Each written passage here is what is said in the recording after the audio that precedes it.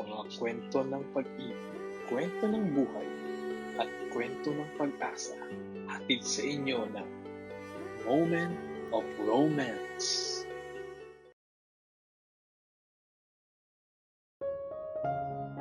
May mga kasalanang hindi nag-iiwan ng bakas sa sahig, ngunit habang buhay na nagmamarka sa budhi.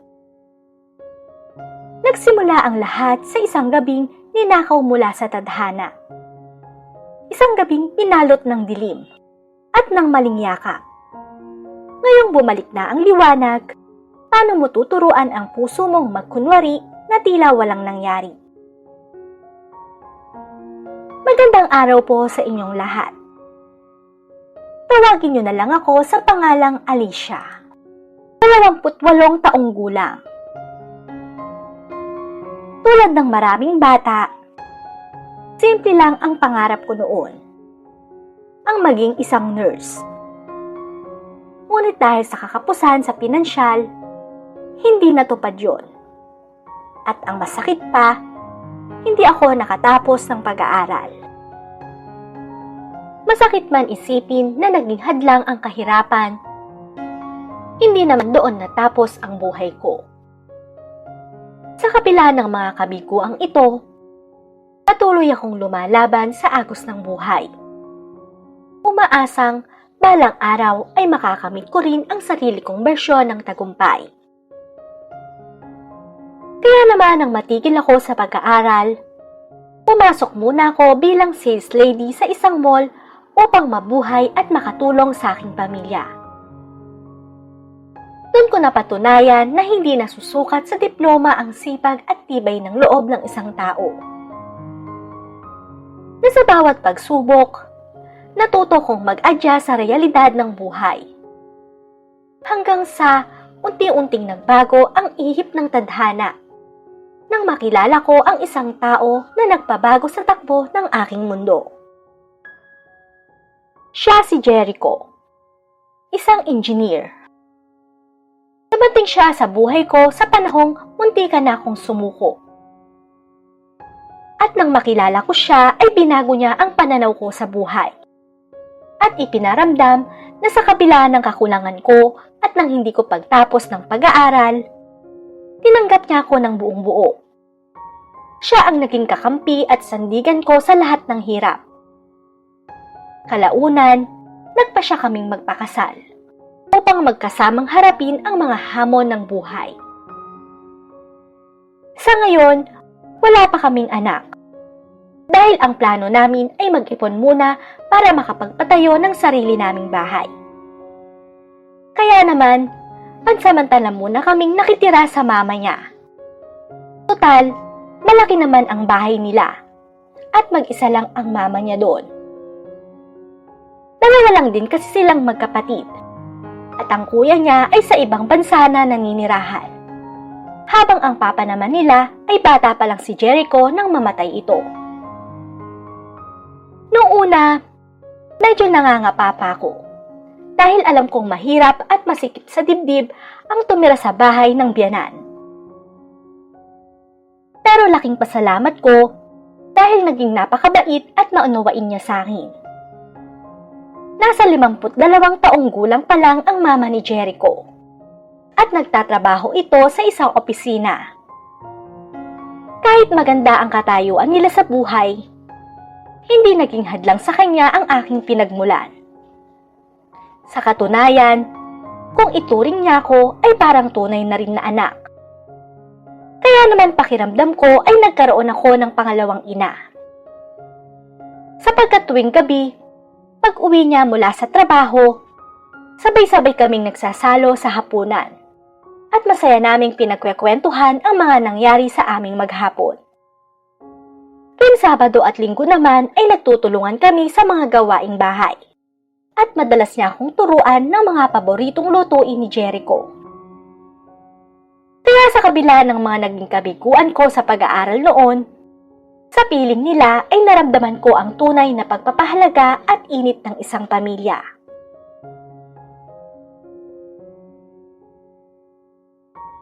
Unti-unting nagbago ang takbo ng aming tahimik na buhay. Napansin naming tila mas naging masiyahin at laging abala sa kanyang telepono ang mama ni Jericho. Hanggang sa hindi nga nagtagal, ay naglakas loob na rin siyang magtapat sa amin na mayroon na raw siyang nobyo. Nung una ay nagulat kami ni Jericho sa kanyang inaming yon. Sa dami kasi ng taon na nagtiis siya bilang byuda para lang maitaguyod ang kanyang mga anak, hindi namin akalain na darating ang araw na bubuksan niyang muli ang kanyang puso. Pagkabat medyo naninibago kami sa bagong yugtong ito, nakita ko ang kakaibang kislap at saya sa mga mata ng aking biyanan. Doon ay napagtanto naming karapat-dapat din siyang magkaroon ng makakasama sa buhay. Kaya naman, hinayaan namin siyang maranasan ang maging masaya muli. Hinawakan ni Jericho ang kamay ng kanyang ina at sinabing, "Ma, wala po sa aming problema kung gusto niyong magkaroon ng kasama muli. Basta ang mahalaga lang naman po sa amin ay ang kaligayahan mo at ang masiguro na mabuting tao ang lalaking papapasukin mo sa iyong buhay."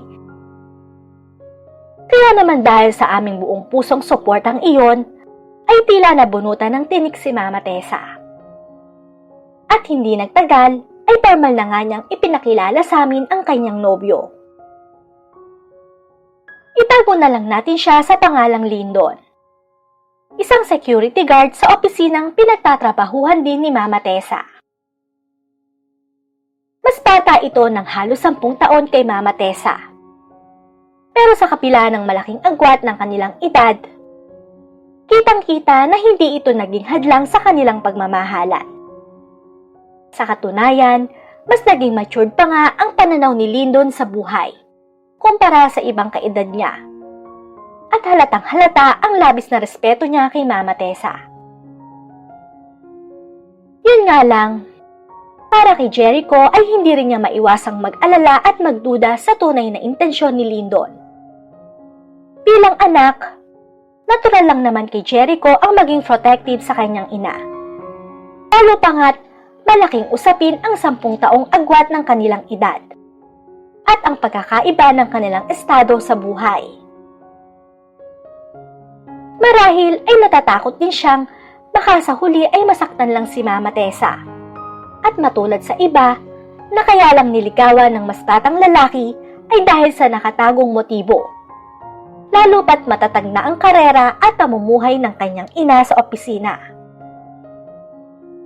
Subalit nagbago lang ang pag-aalala niyang iyon nang magkaharap-harap kami. Sapagkat kitang-kita sa mga mata ni Lyndon ang kaba. Ngunit mas nangingibabaw ang tapat at magalang niyang pakikitungo sa amin. Hindi nga siya maranyang tao. Pero sa paraan ng pagtingin at pag-aalaga niya kay Mama Tessa, alam naming nasa mabuting kamay ang aking biyanan.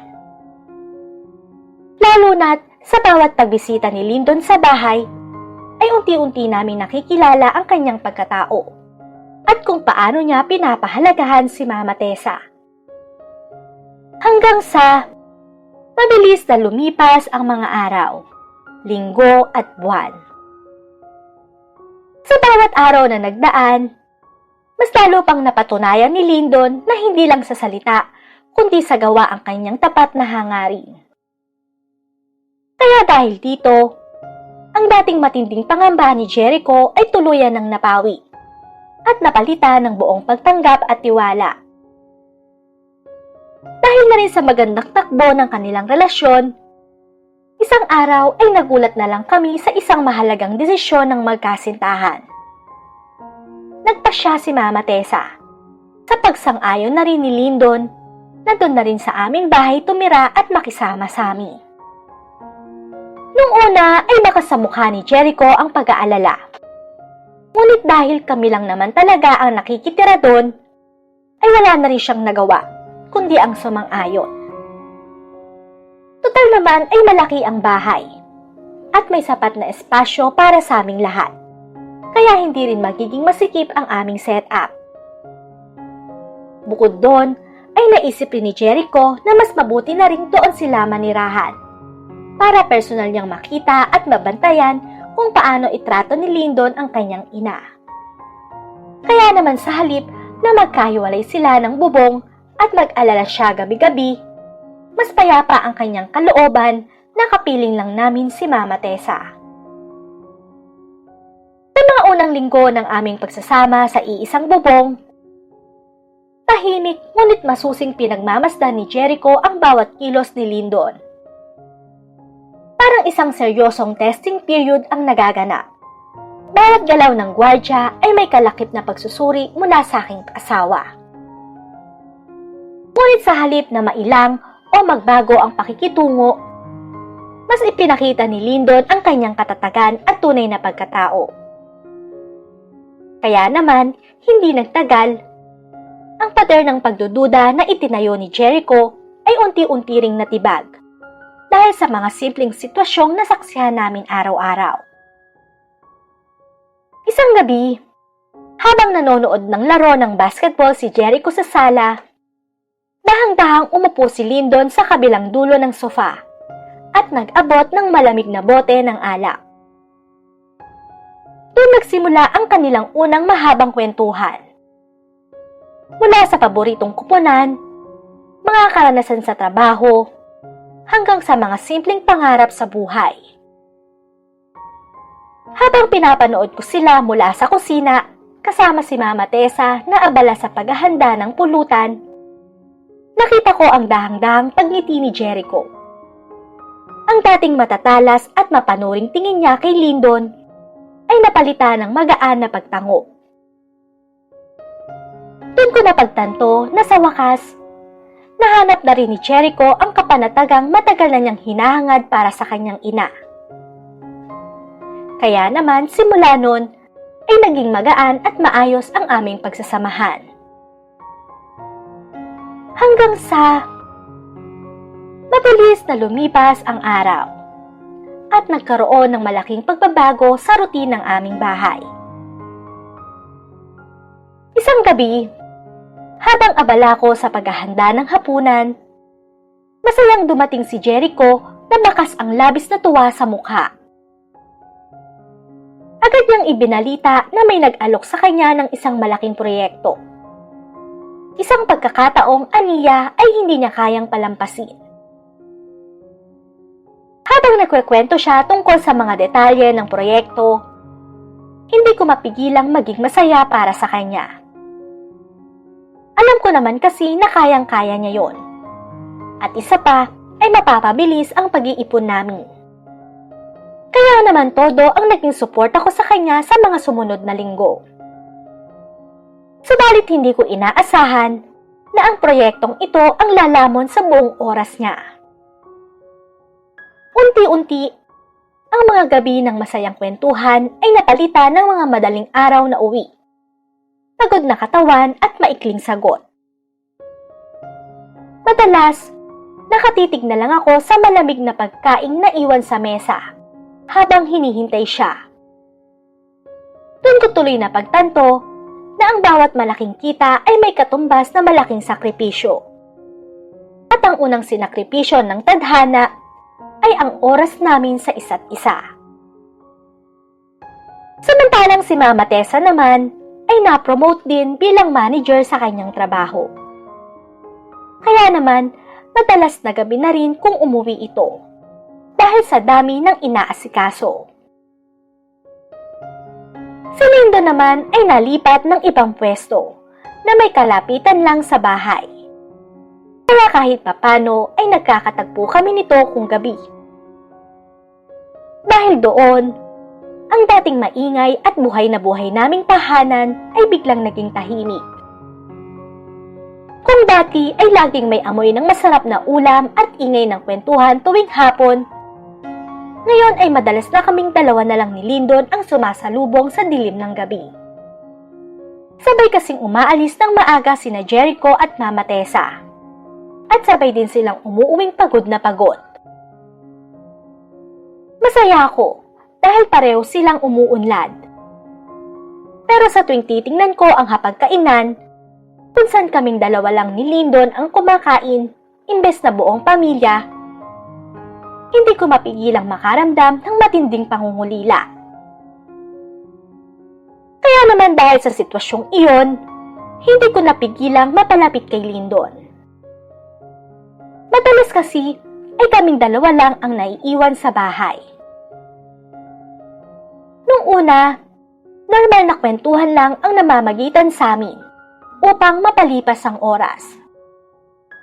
Sabay kaming nagluluto ng hapunan, nagtatawanan sa mga simpleng biro at nagbabahagi ng mga kwento tungkol sa aming mga pinagdaanan sa buhay. Sa kanya ko rin na ilalabas ang mga saloobing hindi ko masabi kina Jericho at Mama Tessa dahil ayaw ko silang madagdagan ng isipin. Ngunit habang tumatagal, dahil sa labis naming pagiging malapit, unti-unti kong napapansin ang kakaibang tibok ng aking puso sa tuwing magkakatinginan kami. O kapag nagkakadikit ang aming mga balikat habang naghuhugas ng pinggan. Ang bawat pag-aalala at pag-asikaso niya sa akin ay nagkakaroon na ng ibang kahulugan. Natatakot ako dahil alam kong mali. Alam kong may Jericho na nagpapakapagod para sa hinaharap namin. Pero sa mga sandaling magkasama kami ni Lyndon, hindi ko mapigilang matukso na hanapin sa kanya ang atensyong matagal nang hindi na ibibigay sa akin ni Jericho.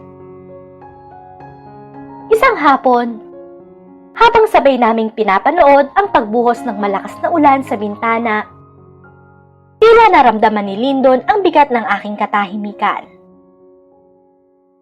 Humakbang siya palapit, sapat na para maramdaman ko ang init ng kanyang katawan at marahan niyang hinawakan ang nanginginig kong kamay. Tumingin siya sa aking mga mata nang may malalim na pag-unawa at bulong na nagsabing, "Alam kong nahihirapan ka na. Nandito lang ako, Alicia." Sa halip na lumayo, hinayaan ko ang aking sarili na tanggapin ang haplos na yon. Isang maliit na hakbang na alam kong tuluyang magpapabago sa takbo ng aming mga buhay. Ang marahang hawak na yon ay nauwi sa isang mahigpit na yakap. Sa loob ng dibdib ni Lyndon, nahanap ko ang init at kalinga na matagal ko nang hindi nararamdaman sa mga gabing malamig at wala si Jericho sa tabi ko. Walang salita. Walang kahit na anong paliwanag. Dinig na dinig ko ang mabilis na tibok ng kanyang puso na tila sumasabay sa takbo ng sarili kong kaba. Hinarap niya ako ng dahan-dahan. At sa pagkakataong ito, wala nang nagawa ang aking konsensya. Nang idampi niya ang kanyang mga labi sa aking noo, pababa sa aking mga pisngi, alam kong tuluyan ko nang tinalikuran ang aking mga prinsipyo. Para akong uhaw na disyerto na biglang nakatagpo ng ulan sa kanyang mga halik. Maling-mali. Ngunit sa mga sandaling iyon, ang piling ni Lyndon ang tanging lugar kung saan naramdaman kong buhay pa ako at hindi lang isang anino na naghihintay sa bahay. Subalit ang panandaliang langit na yon ay biglang napawi nang marinig namin ang pamilyar na tunog ng humihintong tricycle sa tapat ng aming gate. Kasunod ng kalabog ng sapatos sa basang semento. Parang binuhusan ako ng malamig na tubig. Mapalis kong naitulak si Lyndon palayo, habang hinahabol ang aking hininga. Nanginginig ang aking mga kamay na inayos ko ang aking buhok at damit, habang si Lyndon naman ay mabilis na humakbang pabalik sa lababo upang magpanggap na naguhugas muli ng mga tasa. Kulang ang oxygen sa aking dibdib sa tindi ng kabang tila lulukso sa aking lalamunan. Bumukas ang pinto. Ininuwa nito si Mama Tessa na may bitbit na payo at basang-basa ang dulo ng palda. "Nako, ang lakas ng ulan. Mabuti na lang at nakauwi agad ako dahil sinusumpong ako ng hika," sabi niya habang nagpapagpag ng payo. "Kaya nga po, Ma. Mabuti nga po at nakauwi kayo agad bago pa mas lumakas ang buhos." Nauutal kong sagot. Pilit kong pinapatatag ang aking boses. Pero ramdam ko ang panlalamig ng aking mga daliri. Kaya nga pahirapan pa naman kumuha ng tricycle kapag ganito ang panahon. Tugon naman ni Mama Tessa. Bakit naman kasi mahal hindi mo ko tinawagan para nasundo kita? Tanong naman ni Lyndon habang kinukuha ang basang payong. Nako mahal, hindi ko na naisip yun. Alam ko namang may pasok ka pa mamaya. Sagot ni Mama Tessa habang dahang-dahang nauupo sa sofa. Noong mga sandaling iyon ay naging normal na lang kami ni Lyndon. Habang abala siya sa pag-aasikaso kay Mama Tessa, dumiretso na ako sa kusina para ihanda ang kung anong pwedeng maluto para sa hapunan. Doon, sa gitna ng tunog ng mga kubyertos at dahang-dahang pagpapakulo ng sabaw, naramdaman ko ang isang pamilyar na kapayapaan. Para kaming bumalik sa dati. Walang mabigat na usapan, walang tensyon. Isang normal na gabi sa gitna ng lahat ng pinagdadaanan.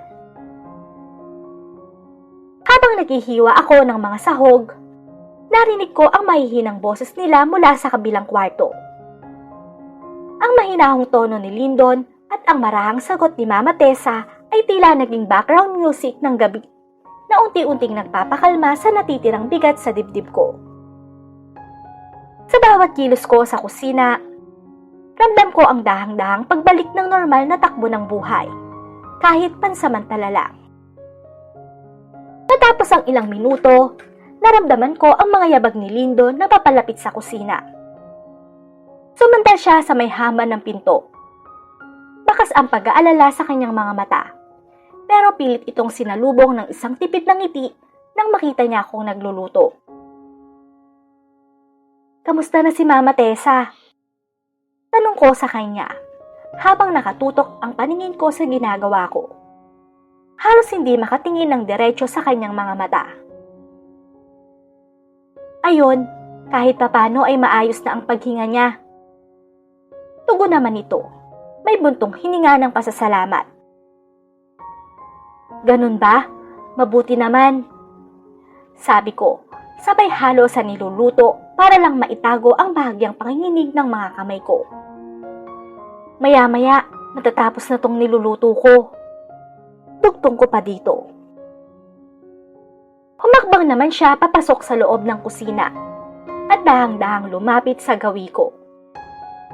Naramdaman ko ang presensya niya sa aking tabi. Sapat para maamoy ko ang pamilya niyang pabango na humalo sa bango ng hinahanda kong hapunan. Umabot siya ng mga platong gagamitin namin. Isang pamilyar na kilos na parang kabisado na ng mga katawan namin. Tulungan na kita. Voluntaryo niya sa mababang tinig, habang maingat na inilalapag ang mga kubyerto sa counter. Tumango lang ako at bahagyang umurong para bigyan siya ng espasyo. Sa sandaling iyon, aksidenteng dumikit ang balat ng kanyang mga braso. Sa sandaling iyon, aksidenteng dumikit ang balat ng kanyang braso sa akin.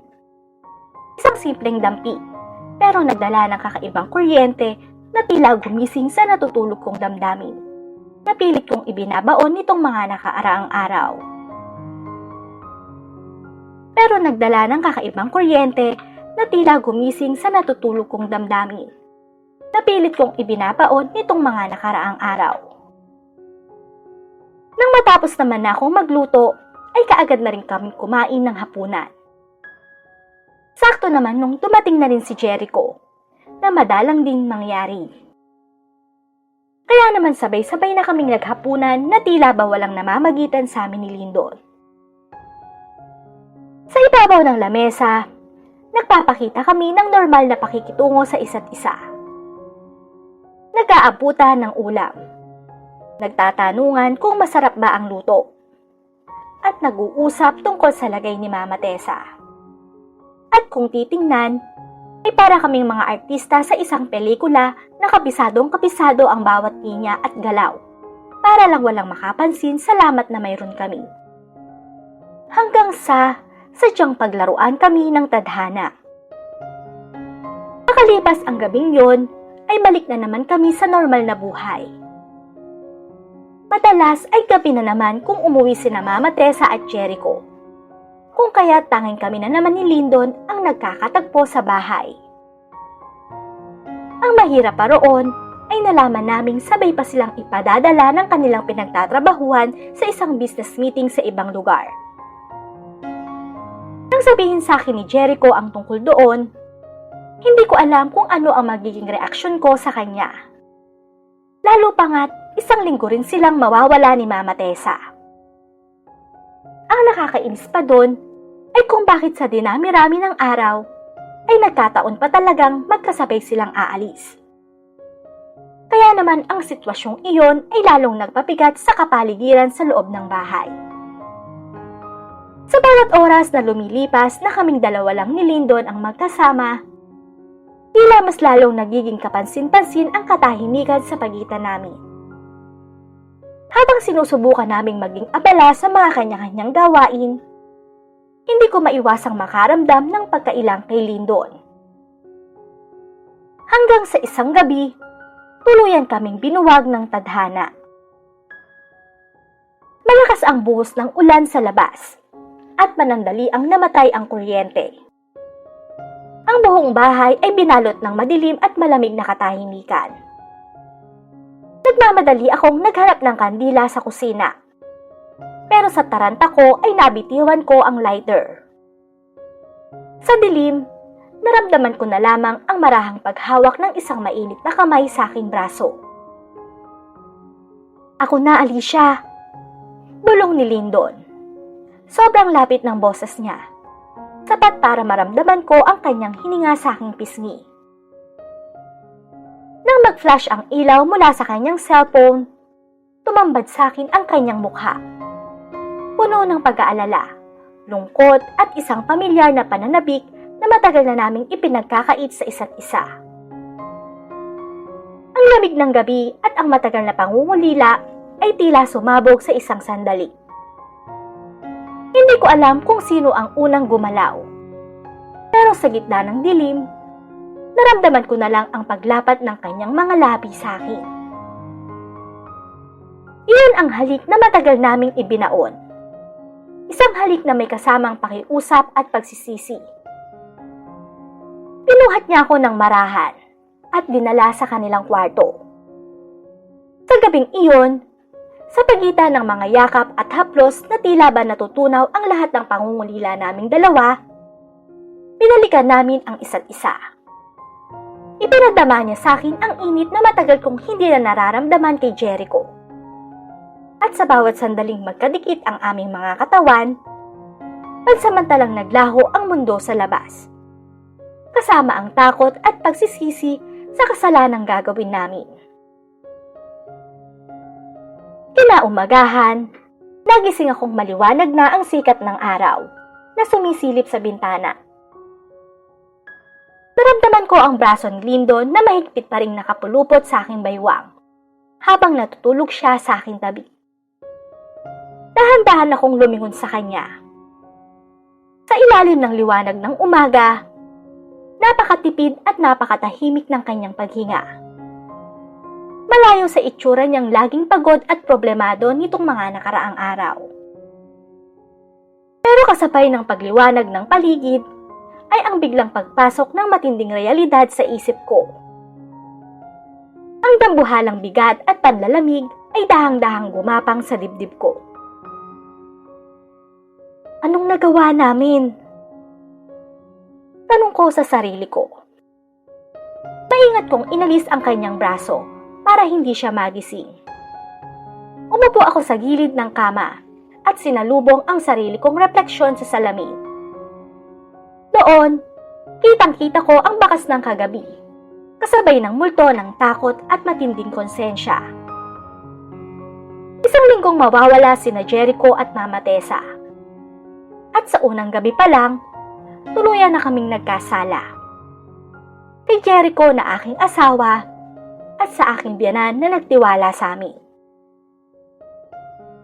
Napatakip ako sa aking mukha habang pilit na pinipigilan ang pagkawala ng isang higbi. Sa bawat segundong lumilipas, mas lalong nagiging pingi ang katahimikan ng bahay na tila ba nagbabadya sa mas malaking bagyong paparating sa oras na matapos ang 7 araw na to.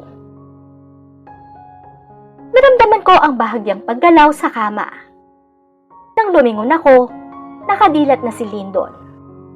Walang salitang lumabas sa kanyang mga labi.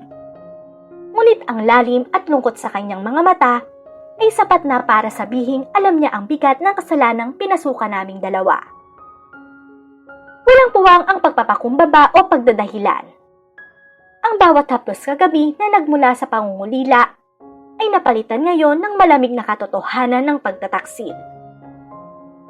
Sa natitirang mga araw ng linggong iyon, pinalot ng multo ng gabing iyon ang bawat sulok ng bahay. Halos hindi na kami magkatinginan ni Lyndon. Kung mag-usap man kami, ito ay tungkol na lamang sa mga gawaing bahay. Mga formal na salitang tila pilit na naglalagay ng distansya sa pagitan naming dalawa upang hindi tuluyang gumuho ang natitira naming katinuan. Hanggang sa sumapit na nga ang ika-7 araw. Narinig ko ang busina ng sasakyan sa labas ng gate. Hudyat ng pagbabalik ni Jericho at Mama Tessa. Sabay kaming napatayo ni Lyndon mula sa sala. Ngunit bago pa man namin marating ang pinto, nagtatagpo ang aming mga mata sa huling pagkakataon. Walang salita, pero may tahimik na kasunduan. Ang nangyari sa amin ay mananatiling isang lihim na lalamunin ng limot. O baka naman ito ang mitya na unti-unting magwawakas sa lahat. Bumukas ang pinto at pumasok si Jericho. May pagod na ngiti sa kanyang mga labi, habang hila ang kanyang bagahe. "Nandito na ako, Han!" Bati niya, bago lumapit sa akin para humalik sa aking pisngi. Nauna itong umuwi kay Mama Tessa. Pagkaupo naman niya sa sofa, ay masaya niyang ibinalita sa akin na pwede na raw kaming tumira sa bahay na hinuhulugan namin. "Han, sa wakas, sabi ng developer, pwede na tayong lumipat sa susunod na buwan.